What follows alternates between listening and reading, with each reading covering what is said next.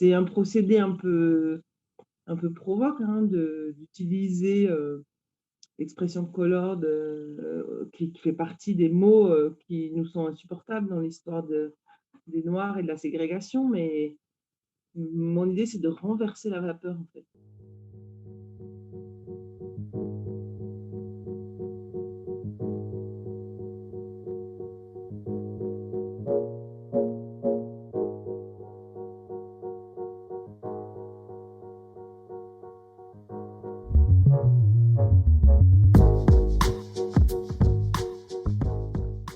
Cette photographie, a été prise par, un modèle, qui était dans la file d'attente à Marseille pour le studio Color Dominique, qui a eu beaucoup, beaucoup de succès. C'était, en juin 2018 à la Friche Belle de Mai, qui est un endroit incroyable et c'était autour un événement qui s'appelle Afropéa Massilia, qui a rassemblé que des artistes et surtout des femmes, beaucoup en fait travaillent sur le corps noir de manière générale et le corps des femmes noires et donc moi j'ai été invitée à installer ce studio.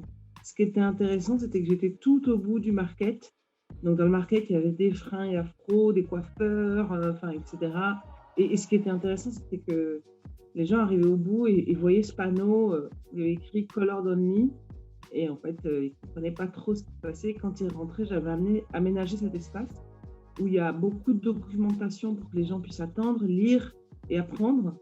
Et moi, je passe mon temps dans le studio à, à expliquer aux gens ce que je fais, à débattre avec eux sur la question de la couleur et du racisme en France, à recevoir aussi pas mal d'agressions verbales, hein, parce que c'est un projet qui exclut les blancs, donc forcément, ça provoque forcément ben, des mécontentements, des incompréhensions. Et ce qui m'intéresse, c'est que le débat se passe autour du studio. Tout autour, il y a plein de monde en fait, qui regarde, qui attend, qui remplit ses autorisations et plein de gens qui critiquent en fait en même temps. Ça, c'est Nini, je l'adore cette photo. Elle fait partie des premières images, des toutes premières images du projet, donc ça date de 2013, il me semble. Cette fille est coiffeuse à Château d'Eau à Paris, dans le 10e arrondissement. Elle est très, très, très, très belle, vraiment. Et je l'ai photographiée plusieurs fois en fait. Donc je l'ai en blonde, avec les cheveux courts, je l'ai avec une crête, une mini crête, avec le crâne tout rasé, avec une couleur verte, enfin voilà. Et elle s'amuse beaucoup, beaucoup avec ses cheveux. Et elle est très créative. Et en fait, dans la série, quand je les mets côte à côte, les gens captent même pas que c'est la même personne. Et donc, c'était un peu un hommage pour les gens qui ont accepté aussi. Enfin, c'est pour ça que j'ai choisi cette image. Parce que les tout premiers, les pionniers du projet, ils ont dit oui tout de suite et c'était pas évident d'amener les gens à participer. Et grâce à eux, avec une dizaine de personnes, j'ai pu constituer un mini-book qui m'a permis ensuite de développer le projet plus longuement. Donc voilà, cette image, ça fait partie du début du projet et c'est une femme fière. C'est aussi des choses qui sont importantes en fait. L'attitude, tout vient dans l'attitude en fait. Et elle porte ça tellement comme une couronne un peu. Sauf que tout est faux et c'est ça qui est génial. C'est juste des mèches rajoutées. En vrai, elle a ça sur la tête. J'ai choisi le portrait de Josie Berthe, que j'adore. J'adore cette photographie. C'est une Lilloise douce, drôle, qui est venue accompagner une copine qui avait entendu parler du studio, qui ne souhaitait pas du tout participer. Et moi, j'ai dit, c'est pas possible. Je veux ta photo. Regarde comme t'es belle, comme t'es maquillée. Ça fait partie de mon travail de convaincre les gens qui sont beaux, quelle que soit leur couleur, leur poids, leur coiffure. Et elle incarne quand même cette patience comme ça. C'est une force tranquille, Josie. Et j'ai choisi cette image aussi parce que c'était pour montrer un petit peu comment l'équipe de Rennes avait... du service culturel avait réussi, après moult suspense, solutions, stress, et le Covid, etc., et la situation sur le campus, avait quand même trouvé comment montrer l'exposition et la rendre visible à tout le monde en fait, sur le campus, et voilà, l'idée c'est ça, c'est remercier l'équipe du Cercle culturel déjà et de s'être battus jusqu'au bout parce que en ce moment, on est tous obligés de s'adapter, on est tous obligés de souffler, de se dire: «On va continuer à survivre», même si, c'est assez compliqué pour les artistes et voilà, ça m'a donné beaucoup de force moi aussi pour garder le moral en fait. J'espère que ça en donne, aux jeunes sur le campus. Bon, j'ai choisi cette photo, parce qu'elle représente en fait, un petit peu le cheminement, d'une œuvre dans ce projet.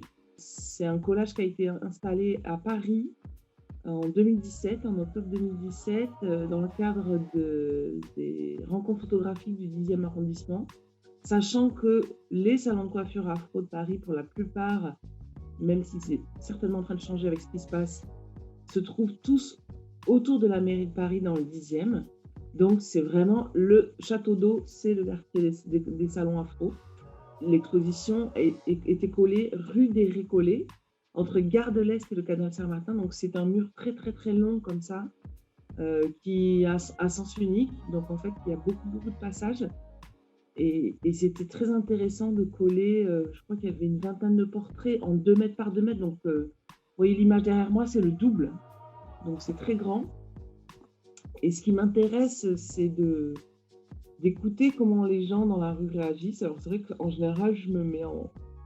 Je ne devrais pas le dire parce que maintenant je vais être grillée, mais je me mets en mode discret, puis je mets ma capuche et j'écoute les gens commenter en fait. Et ce qui m'intéressait, c'était de documenter l'évolution des images, voir que quelqu'un, dès le premier jour, essaye d'en prendre une pour chez lui, voir que le lendemain, il y a un trait de Posca sur chaque image. Voilà, il y en a un autre qui va annoter toutes les fringues H&M, machin, toutes les marques sur le portrait de quelqu'un. Et puis, il y en a d'autres qui vont aller très loin et qui vont écrire des insultes, en fait. Ce qui m'intéresse de mettre ce projet dans l'espace public, c'est de forcer les gens à nous voir. Et il faut qu'ils nous regardent, il faut qu'ils fassent avec. C'est quelque chose qui était très compliqué, en fait, pour les Noirs que j'ai croisés sur l'expo, qui disaient mais pourquoi tu nous... Ils disaient nous, alors c'est pas eux sur l'image, mais c'est ça qui était très beau. Pourquoi tu nous affiches en grand dans Paris, c'est... Tout le monde va nous voir. Et moi, c'est ce que je leur répondais. Je leur dis bah oui, et tout le monde va nous voir. Et puis en plus, on est beau, on a un super style capillaire. Donc voilà, je disais ça sur la blague et il y a des gens qui étaient super gênés. Et d'autres qui disaient ah mais ouais c'est vrai en fait on est beau. Et voilà en fait le travail thérapeutique il se fait pas seulement quand on est photographié puis exposé, il rebondit sur tous les autres. Et la personne qui est sur cette photo, Syrah, c'est l'égérie du projet, c'est la première en fait du projet. Et c'est sur elle que j'ai créé tout le protocole en fait des postures en fait. Je me demandais ça tout à l'heure, comment les gens ils sont beaux, etc. sur les photos. Et ben, c'est grâce à sa patience que j'ai pu passer plusieurs heures à lui dire méthode profil de 3/4, de trouver qu'est-ce qui allait vraiment être la construction de mes images en fait. Et sur cette photographie, on peut voir Ivoire, que je connais depuis très très très très longtemps. Une femme accomplie, femme positive, pleine d'énergie, avec une coupe de cheveux de dingue, j'adore. Elle fait aussi des très très longues tresses, donc elle a ce crâne rasé, il reste presque une toute petite crête. Et j'aime beaucoup son style capillaire. Et en fait, c'est une personne que j'ai rencontrée il y a au moins 10 ans sur un colloque sur l'adoption, qui est un sujet sur lequel j'ai beaucoup travaillé. Et je voyais sa coupe, je disais mais c'est extraordinaire, mais j'adore et tout ça. Et donc, je l'ai poursuivie partout pour pouvoir avoir ses coordonnées. Et au final, elle était à Marseille quand j'ai fait le studio à la Friche Belle de Mai. Elle faisait partie des intervenantes d'Afropéa Massilia. Ce que j'aime dans cette photo qui a été prise par quelqu'un de l'équipe de Rennes Culture. J'espère que je pourrai venir faire les miennes bientôt et rencontrer les jeunes. Mais ce que j'aime, c'est dans ce reflet, on voit les jeunes étudiants sur la pelouse, tranquille, en train de boire un verre, d'écouter du son, d'être ensemble. Une vie de campus comme on aimerait. Bon, il n'y a pas tant de monde que ça, mais on aimerait bien voir le campus comme ça partout. Oui, c'était génial de voir ça, en fait, de me dire, bah, ils résistent, ils gardent le moral et tête haute malgré tout ce qu'on leur fait avaler, quoi. Sur cette photo, on peut voir Matisse, un Marseillais, un Français, comme c'est écrit sur son t-shirt. Parce que souvent, en fait, la première question qu'on me pose ou qu'on nous pose, c'est « Mais tu viens d'où ?» Qui commence à me gonfler sérieusement. Et l'histoire de la France, c'est aussi l'histoire des colonies, c'est aussi l'histoire de l'immigration, c'est l'héritage de la France. Donc, le fait d'être systématiquement nié comme être des Français et ne pas être respecté comme les autres Français, je trouve ça très violent en fait au quotidien. J'ai passé 6 mois à Montfermeil à prendre beaucoup les transports pour mon travail, à être contrôlée systématiquement et encore beaucoup moins que les jeunes hommes.